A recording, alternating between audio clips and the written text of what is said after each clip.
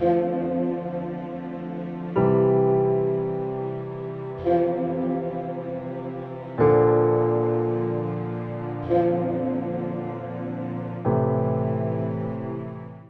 پاک سے ہمارے لیے آج کی تلاوت مقدس پولس رسول کا پہلا خط تیموتھوس کے نام، پہلا باب 15 سے 17 آیت تک۔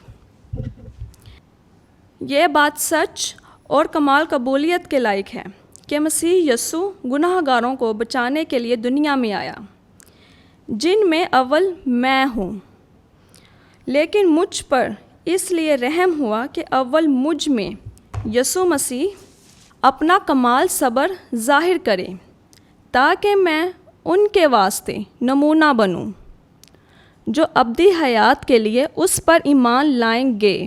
زمانوں کا بادشاہ یعنی غیر فانی اور نادیدنی خدائے واحد کی عزت اور تمجید ابدالآباد تک ہوتی رہے، آمین۔